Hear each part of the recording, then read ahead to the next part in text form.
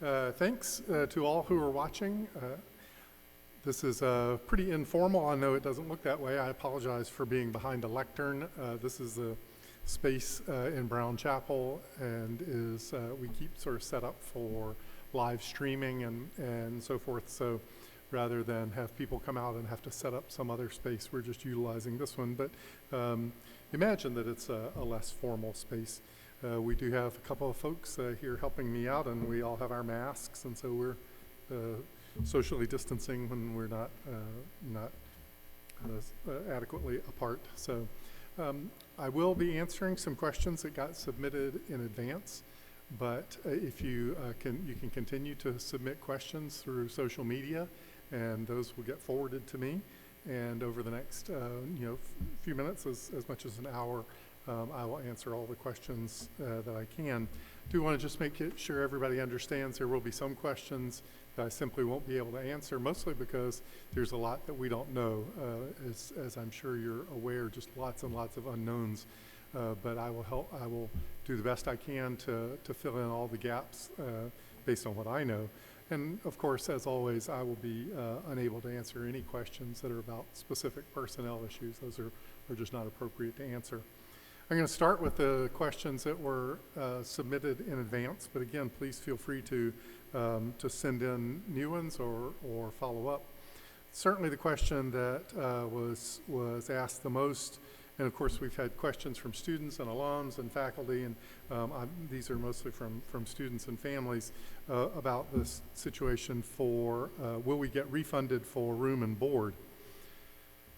The answer to that is yes, although it's also yes, but, and I want to make sure you hear what the buts are, because we will be providing some relief for room and board charges.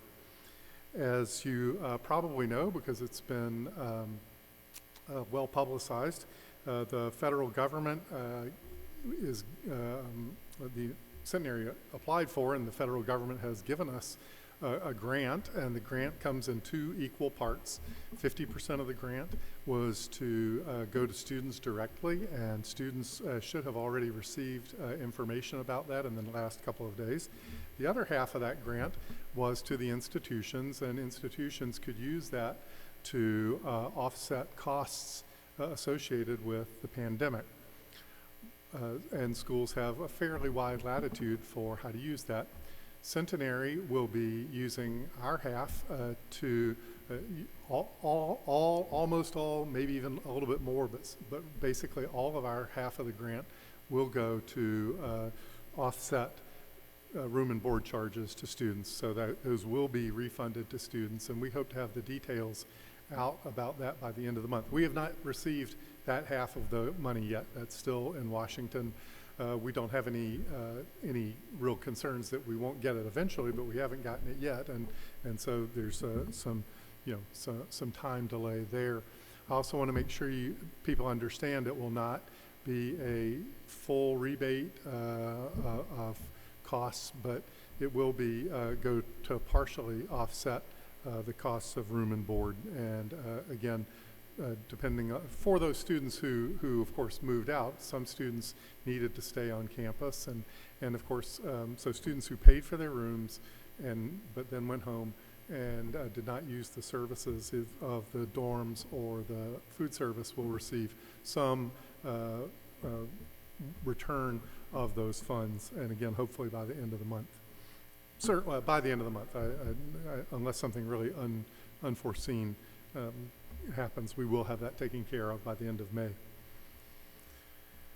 Any updated info on whether or not returning in the fall may be possible? Well, this is the $64,000 question, and you've read there's a story about this in the news essentially every day. I was on a conference call last night with the 15 other Associated Colleges of the South presidents, and of those, well, actually only 14, one of them was missing, but of all of us are planning to return in the fall. We are hoping to do that. We believe it will be possible, but we're also planning for alternatives to that. We're looking at variations on the academic calendar. A faculty committee has been working on that. As of right now, assuming that guidelines from the federal government or the state government allow us to do so, we will maintain basically the regular college calendar. We may shift it a little bit to be done earlier, but we considered going to a more radical change of a split semester or something, and some of our colleagues are making that move. I think it has some advantages, but in the end, the faculty and administration determined that the disadvantages outweighed the costs, so outweighed the advantages. So we will be having a fairly normal academic calendar. However, we are making plans to offer classes remotely if necessary, either on an individual basis if people need to quarantine, or over a longer period of time. It's certainly not our desire, and we're going to do everything possible to come back to school at basically the regular time. As you know, I think Centenary in Paris has been canceled for this year. The freshmen will be coming back for an extended orientation, but not coming back quite as early as they would under normal circumstances. And then the returning students will come back and we'll get started. Obviously, our first priority is the safety of faculty and students. And so we will abide by the regulations and the guidelines that we are given from the government. We are preparing under any circumstances for social distancing, maybe moving classes into larger classrooms as necessary. It would not surprise me. In fact, it would surprise me if we are not under a situation where we're asked to wear masks when we're out and about on campus. Other kinds of things that we're beginning to get used to. But as of right now, we are hoping and planning to return in a more or less normal fashion, while also planning for alternatives. Is there a tentative date for graduation yet? Will seniors' schedules be considered? Not sure I know what will senior schedules be considered means. Tentatively, we are planning graduation for either August 21st or August 22nd. As of right now, those would be the move-in dates for returning students. Again, we're considering a calendar that moves that a little earlier, so we're not prepared to announce a date, but those are the dates we're looking at now. Follow-up question to that: if graduation is in August, will there be accommodations for seniors who aren't from Shreveport? Be any accommodations? Again, not quite sure I know what accommodations mean. I don't think we'll be in a position to have residence hall rooms. If you're nostalgic for your old room in Rotary, I suspect somebody else will be living there by then.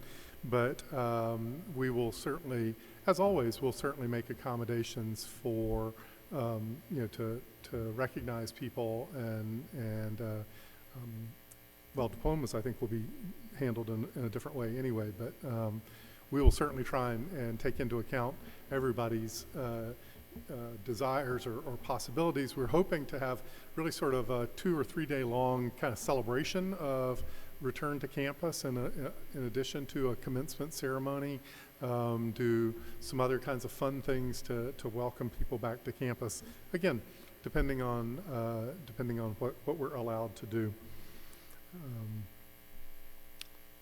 Information about housing for next year, I believe, has gone out. And then I do have the provost here helping me out, and but we're oh gosh, we're 30 feet apart. But she says going out in a couple of days. As you know, we have made a change in our housing policy for our local students, and working through that delayed the sign up and the paperwork and so forth. But that is going out this week. Will Ensemble scholarships still be given if we can't perform due to restrictions or remote learning? Short answer is yes. I did some research, and thanks to a number of people including Ms. Viskowski in financial aid and Dr. Wicken. We rarely will pull those ensemble scholarships, really only if students choose not to be a part of the ensemble anymore. But if performances and so forth are canceled for reasons that are beyond your control, we will not rescind that scholarship. Those decisions are at the discretion of the dean, Dr. Wicken, but he has assured me that that's the case. We have a question has come in. Let me make sure it's not a follow-up. Sort of a follow-up. Some seniors starting graduate school and jobs are worried about the timing in mid-August, I think. I see. Okay, thank you. That's helpful.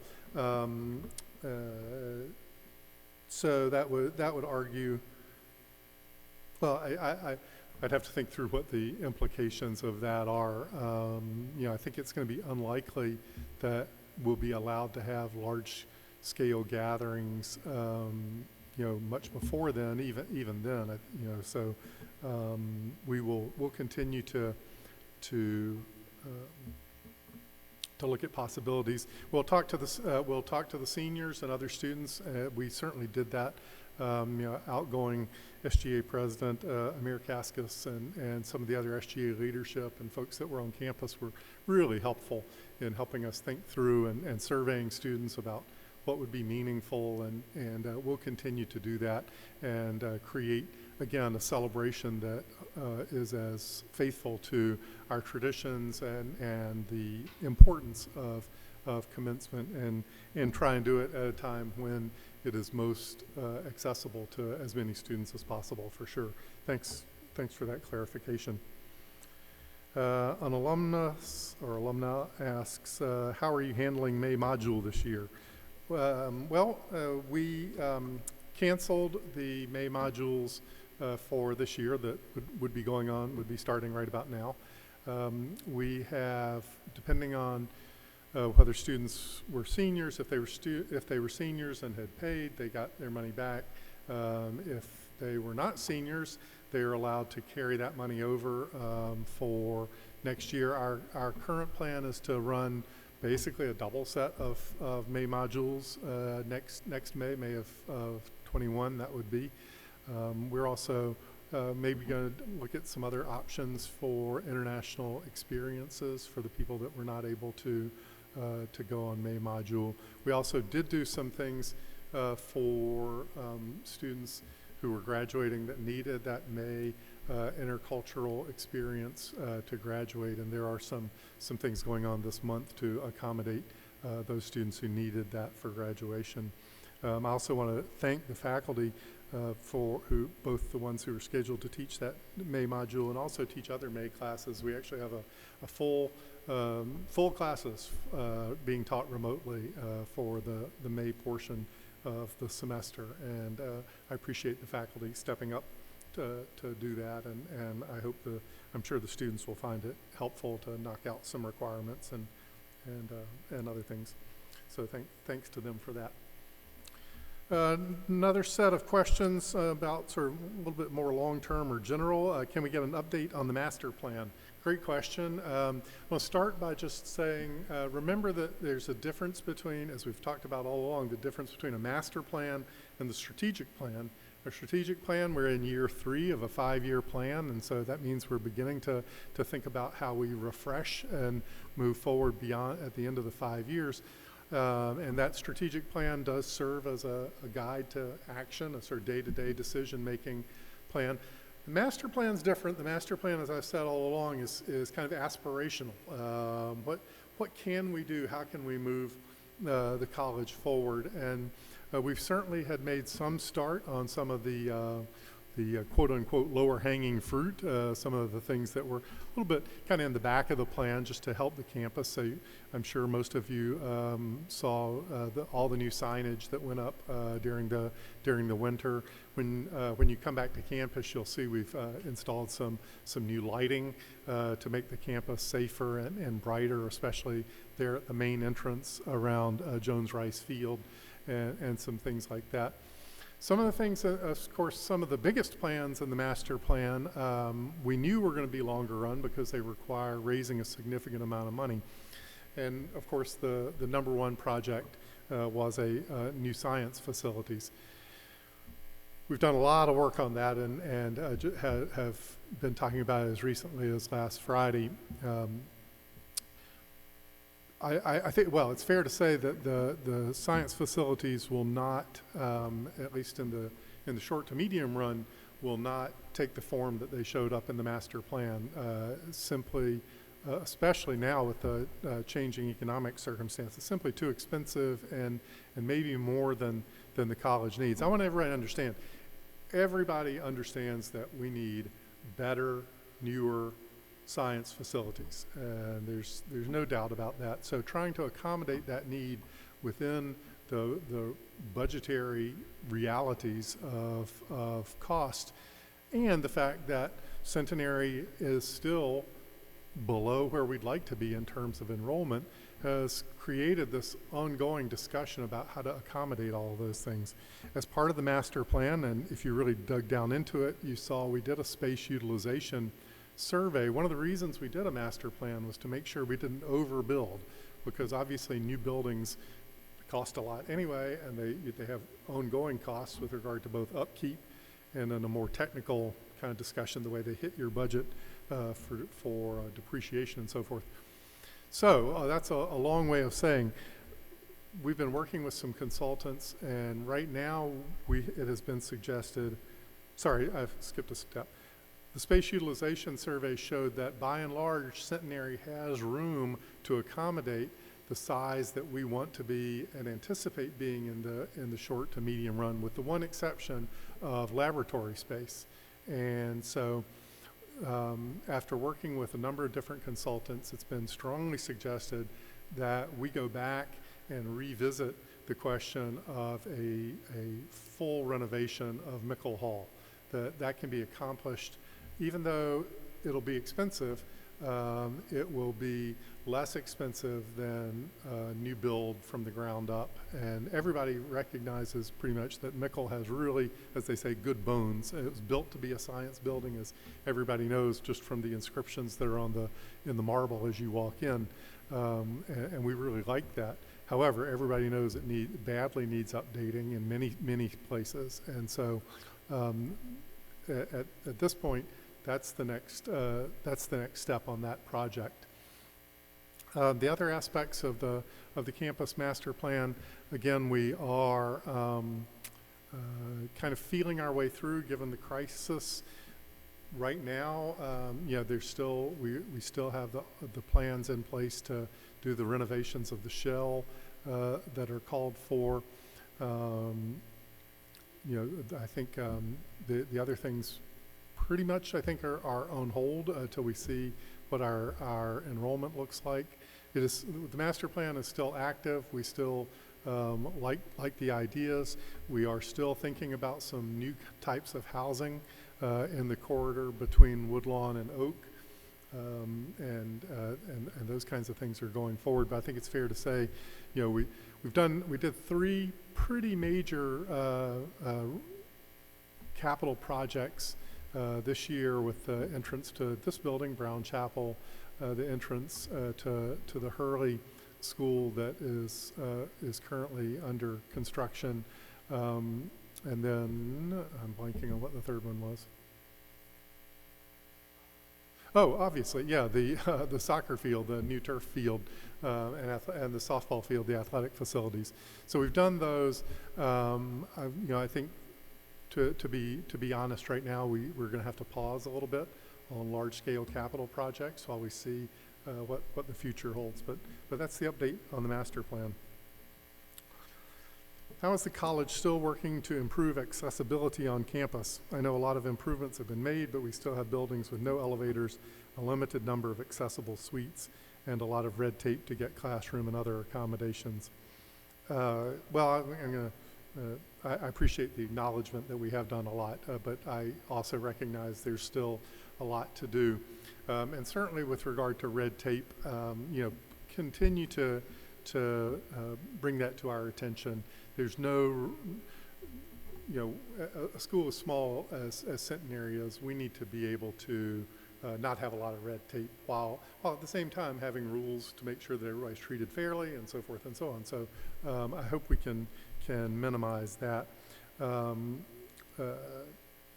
We are, and continuing to do, certainly again, the signature of that is this building here of Brown Chapel, where we eliminated all the steps into the building, and you can roll right in. We are also, as part of the Hurley renovations, that will include an ADA compliant ramp up into the building, so that will help. Some of the other things, we're repairing the elevator in the fitness center, although I'm not sure. I mean, that building has some other accessibility issues too. Again, I think we're trying to work on signage and some other things. We've put in an additional power doors over the last year or so, although I think most of those certainly have been in for a while, so I don't have anything new to say there. I believe we are prepared to convert some other suites into accessible facilities as necessary. Buildings with no elevators is a hard one. I'll be perfectly frank. That's an extremely expensive retrofit. Now, we are all we are within the law of ADA accessibility, but I realize that's a low standard and not where we would like to be. And certainly, as we move forward and do building improvements, one of our first questions is always, how can we make it more accessible? But adding elevators is just ridiculously expensive, and we have to look really hard on where they're necessary and what the best use of our funds are. So again, I acknowledge we've got a long way to go, and I hope we can and we will keep moving forward in ways big and small. And as you have suggestions or want to help us prioritize things, I would encourage you to be in touch with me or the provost or Mr. Blue as the chief finance officer who facilities reports to, and help us understand what the important things are. We do try and do sort of accessibility audit from time to time and do a walk around campus. So we would look forward to your help on that. Are there any majors the college is thinking of adding or returning? From a biophys grad. Well, I'm going to look at the provost here. We are, we have added the physics minor, and we have some new faculty there that we're excited about. We're looking at some new options in the business program, both majors and minors. We have a faculty group that's been working on not on a major, but on a minor or concentration in applied statistics or data analytics or some label there. We're making some good work on kinesiology, health sciences, kind of major. I said to our board of trustees back in October that moving forward, the three main pillars of our of growth for enrollment growth over the next again short to medium run, we're building on our strengths in biology, pre-med, and human sciences, business and entrepreneurship, and then athletics, and trying to build up on those strengths in both, again, majors, minors, concentrations, certificates, other kinds of alternative certifications are things that we're certainly looking at. Suggestions are always welcome. How has the college become more sustainable economically with you as president? Great question. A little hard to get into without getting way down in the weeds of the budget, but the short answer is we've cut expenses while retaining and maintaining our excellent education. We have changed our staffing models in some places. We've used the opportunity of some retirements in the faculty to to allocate faculty positions where they're most needed. We have done some other kinds of behind the scenes cost cutting to reduce expenses. We have changed our revenue a little bit. We raise revenue in different ways. We're not raising some of the revenue that we may be used to, that we would have liked in terms of some auxiliary projects, but we're raising other kinds of money in different ways. And we're always looking at new opportunities for summer camps and so forth. We've changed our financial aid packaging model to make more efficient use of our financial aid funds. So that has helped make us more sustainable. We have grown enrollment since I've been here, not as much as any of us would have liked, but we have come up from the nadir of 7 or 8 years ago, I guess, when we had slipped relatively significantly below 500 students, and we're back above that.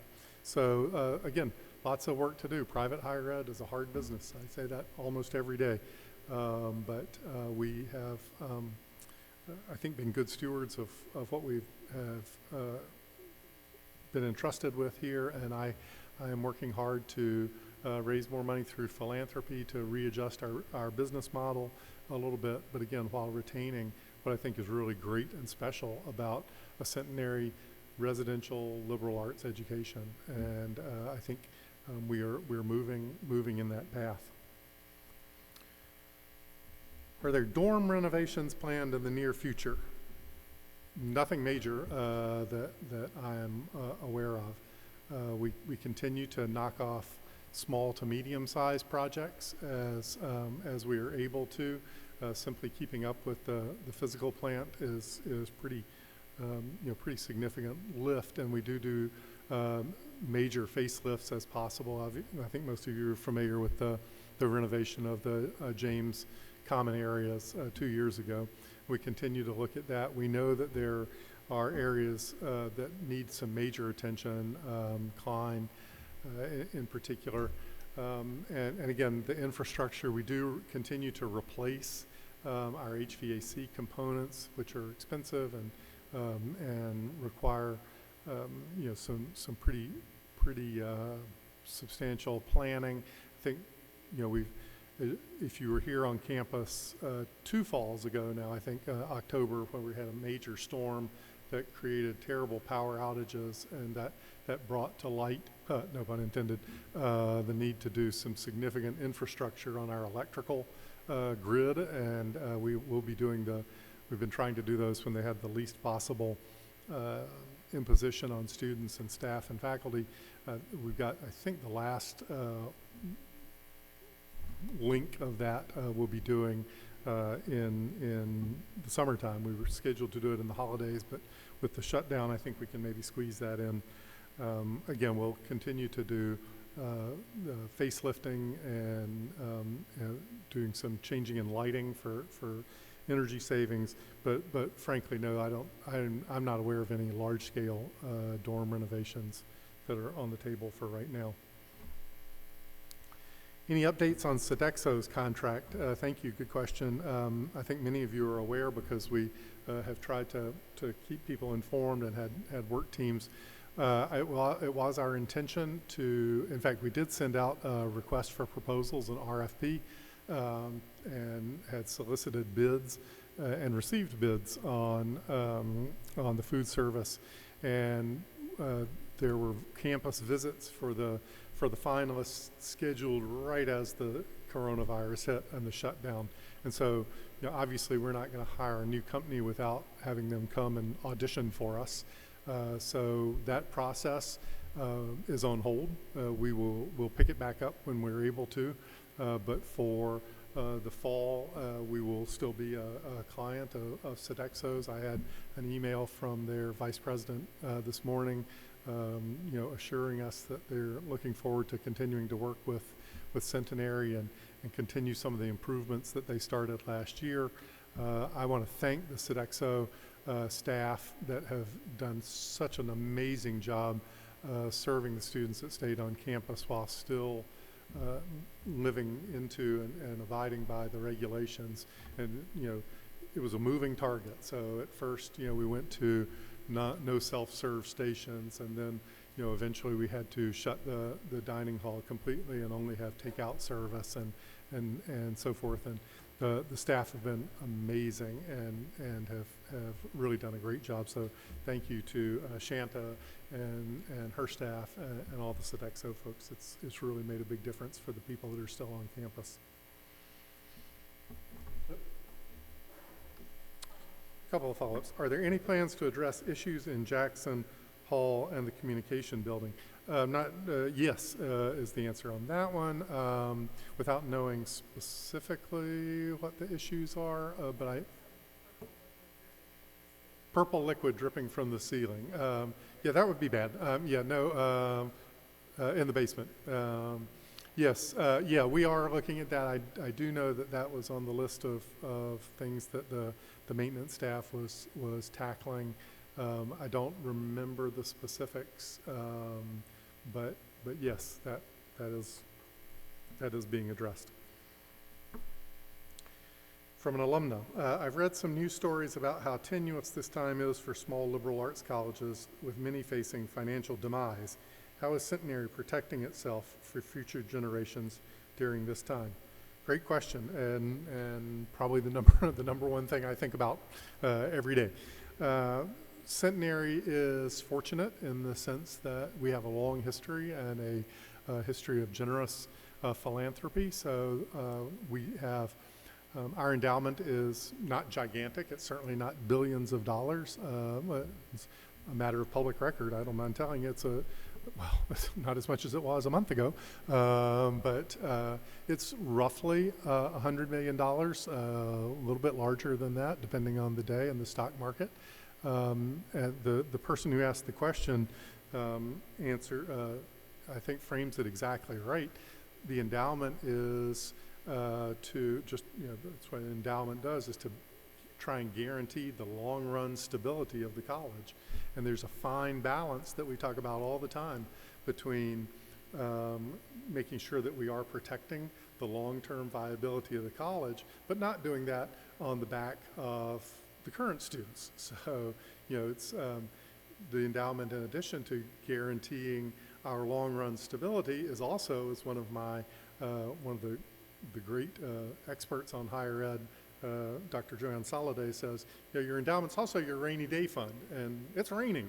And so we're trying to balance that using the funds that we have to backstop us as we go through this time of transition, and yet still have, Centenary's getting ready to celebrate its bicentennial. We're excited about moving into our third century. So that's the balancing act, and we're fortunate that we do have that latitude to balance. We're also very fortunate that the college has done a lot of hard work over the last 8 or 10 years to make some hard decisions that other colleges are having to make now. Small colleges can't afford 60 majors, and believe me, I've seen colleges the size of Centenary that have 60 majors, and trying to do that kind of downsizing is really hard. So I think by getting our systems right, by being really smart, by really going through our expenses with a fine-tooth comb, we've gotten that part of it pretty well. Now the challenge really is on the revenue side. What can we do to bring more students, to be really attractive, to be meeting the needs of the marketplace? And by the marketplace, I mean both what prospective students want as well as what the employers want. And that's what's really exciting, of course, because I think we've been saying for 3 or 4 years now at least that survey after survey show that employers want the kind of students that we are preparing, and the skills that we're preparing: flexibility of thought, problem solving, effective communication. And now it's, for better or worse, I mean, it's hard that it came this way, but I think students and their families are going to understand in new ways, prospective students, that the kind of education and the way we deliver education, I think you're going to see that valued more. Face-to-face very personal, where you do know your professors. And I think I hear anecdotally from students and their families, that we were really sorry that we had remote instruction, but at least I knew who my professor was and she knew me before I went home. And it's not like a student that was part of a 450 lecture class at, I won't say any particular, of one of our peers who now they went home and had remote instruction. They didn't really know the professor certainly didn't know them. So I think, I think there's some really good things that will come out of this.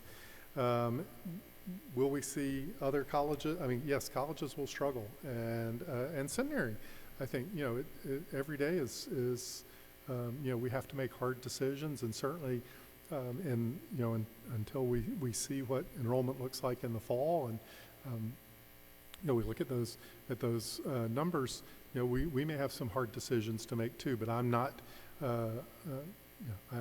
I'm not worried about the long-term viability of the college. I think we will come through this as a Centenary.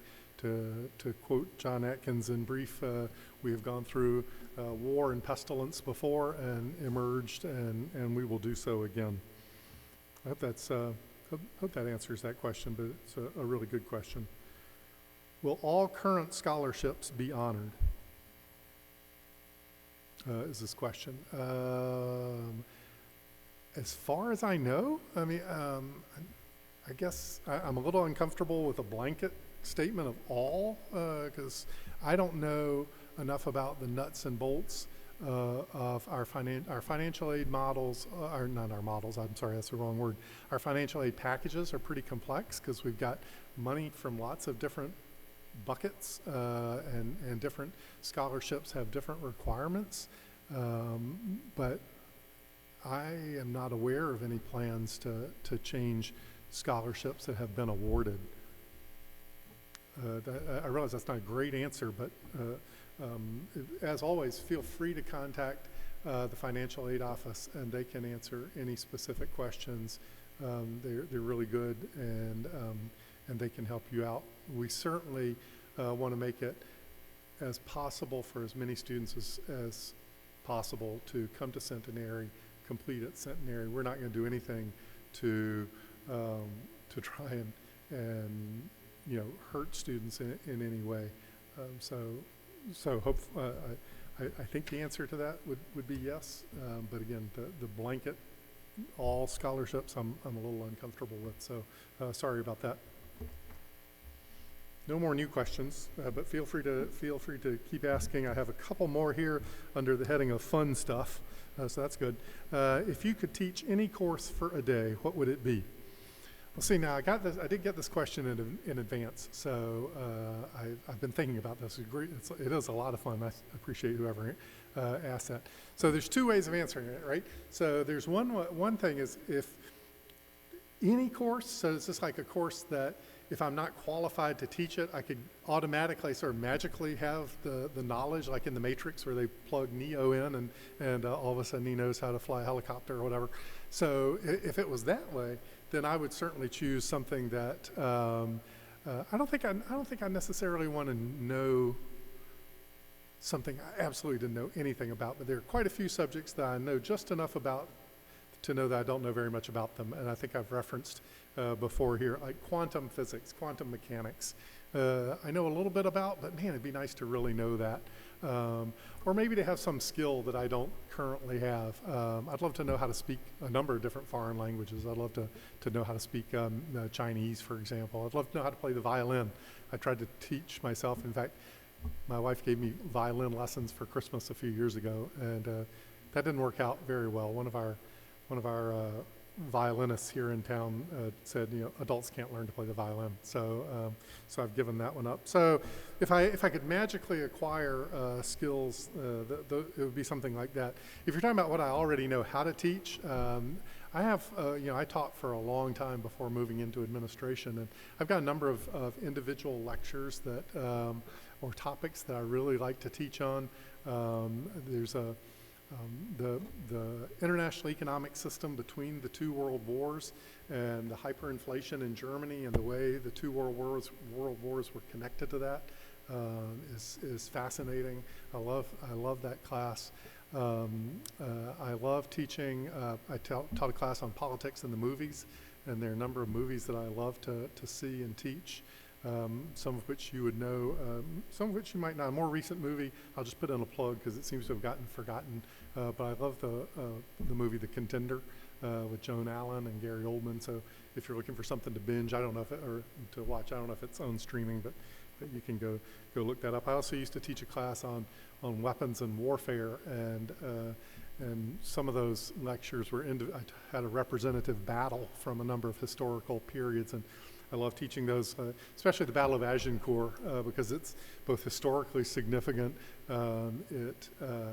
It has interesting things about the technology of warfare, which was the subject of the class, and of course it allows you to go back and reference Shakespeare, which is always good in a liberal arts setting. That's the play from which the famous speech, "We few, we happy few, we band of brothers," comes from. So that would be a fun thing. So I love to teach. It's why I got into higher education, and it's sad that I don't get to teach more often. But so that question made me very happy that I got to think about that. What's your favorite building on campus and why? I thought about this one too because I got this one in advance. That's a tough one. I love Brown Chapel. It's beautiful. I love what goes on in all of our academic buildings. I don't understand, again, a lot of what goes on in Mickle, but it seems like they're doing really exciting stuff over there. As I've said before, in town hall situations, one of the things I love most about being at Centenary are all of our amazing performance groups. So the theater and the music buildings and so forth, the art building. I love going to sporting events. So I'm going to fudge a little bit and say, but this is actually the real answer. My favorite building on campus is not a building. My favorite building on campus is the CAF deck, because it's where students congregate. It's where you feel the energy and you feel people enjoying being on campus. People set up and are doing presentations and fundraisers for things they're passionate about, and it really, I think, in some ways is a great encapsulation of Centenary College, and so my answer on that's going to be the CAF deck. Okay, we're out of questions, but we said we would go till 5, so give you a couple minutes to send in anything else you're interested in. I'll ask my 4 folks in the audience, if there's anything that they think I should talk about.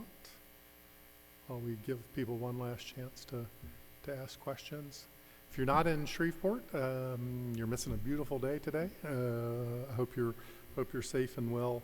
I do hope you are being safe and maintaining social distancing and playing by the rules. We will be sending out to faculty and staff this week or maybe early next week the guidelines that we're going to be following when people are allowed to come back to work, and that will include masking and gloving under certain circumstances. We are acquiring some plexiglass shields for offices that have direct student contact. Nobody asked about athletics for the fall, which is good because there's not much to say except nobody knows. We're waiting for the NCAA to give us some guidance on fall sports. I was on this call last night with other ACS presidents, and there's at least some rumors that fall sports are going to be allowed to go forward, but only conference games and maybe not even all conference games, but and no conference tournaments. It would just be the champion would be the champion of the regular season.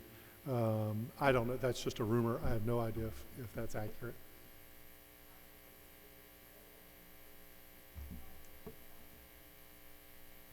So thank you too.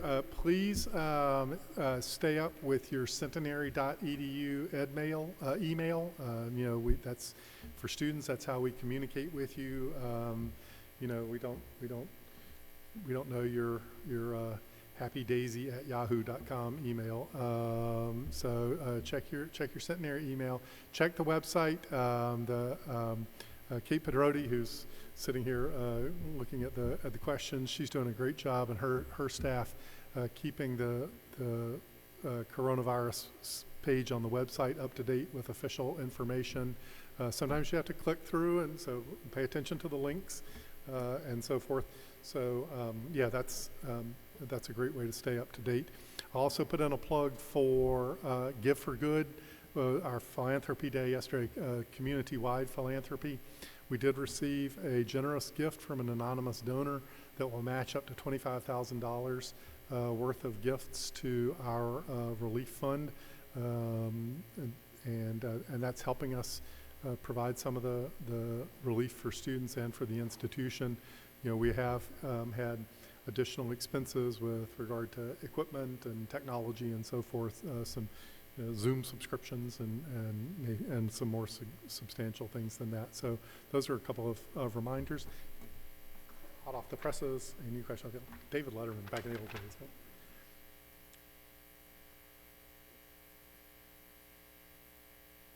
I'm not sure. The question is, why are some students being charged for work study they couldn't complete? If whoever wrote that wants to take another pass at that, we pay you for work study, and we've paid students for their work study that they were approved for. So I'm sorry, I just don't understand the question. Again, if you want to follow up in the next couple of minutes, I'll try and do a better job, although I don't know that I can, but please be in touch with the financial aid office, and they can help you out with that. Yeah.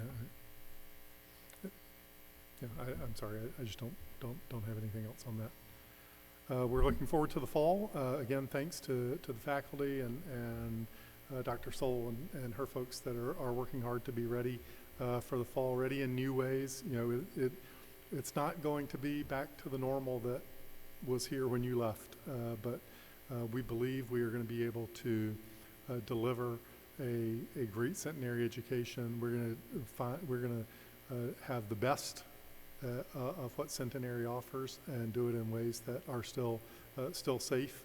And you know, we will be having different protocols to keep everybody safe, but we are really excited to have you back on campus, and really looking forward to getting to a new normal, whatever that means. So look one more time.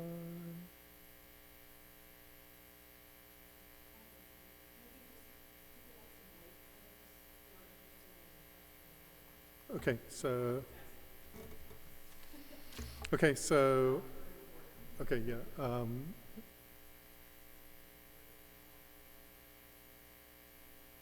Sure. Okay. Yeah. Thank you. Yeah. So if you didn't get a chance to see the videos that were posted for both the academic honors convocation, or honors convocation, academic and student life as well, which includes lots of fun announcements of award winners and next year's maroon jackets and student government officers and so forth. That and our commencement video are available online on the coronavirus page. And again, thanks to the marketing and communication staff that did a ton of work to get those. A few people that tuned in late wanted another pass at the first question about refunds on room and board. Again, the answer to that is we will be providing some return of room and board funds for people that paid for their room and then left campus when we move to remote instruction.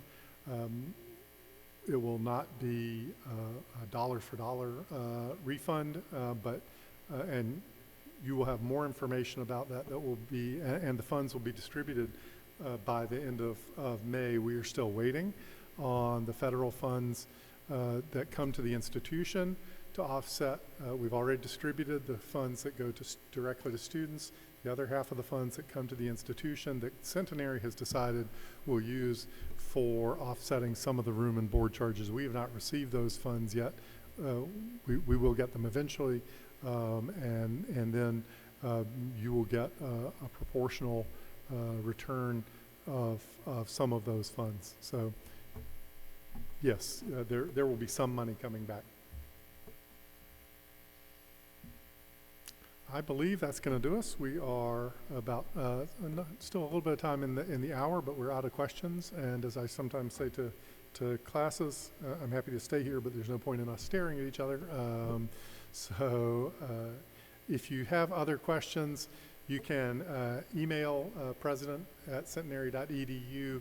Most of the time, I'll refer you and copy your email over to a staff member or administration that can help you more directly. But and so it's probably easier to go on the website and find a direct email address. For example, if you have questions about housing at centenary.edu will get you into the right place. Other offices have similar addresses, but when in doubt, email me and I'll try and get you into the place that you need. We'll be doing, I've been trying to keep you up to date through other kinds of video, and we'll continue to do those as the situation changes. I guess I should have said early on, as with most of our peers, we're going to continue to plan, as I said, plan for a reopen in the fall, but we're going to wait as long as we can prudently do so to make that decision, a final decision. So I would not anticipate an absolute final word on fall scheduling and opening until mid to late June, I would think, at the earliest, and maybe even a little bit later than that. But we will try and keep you abreast of our thought processes, as well as what we hear from the governments and other regulating agencies. I think I don't know if we have any prospective students and their families watching. I'm hoping we'll do we'll do some panels or other kinds of communication with prospective students here in the next few weeks. But again, for that group of people in particular, I'd encourage you to be in touch with your admissions counselor that you've been dealing with, or if you don't have a specific person you've been dealing with, admissions at centenary.edu, and we're happy to answer your questions to the best of our ability. We are still accepting deposits and commitments for next year. We would love to have you. We think we're going to have an exciting year next year and moving forward. So thanks for paying attention, and again, it's always a pleasure to be with the Centenary community. Forward, Centenary. Thank you.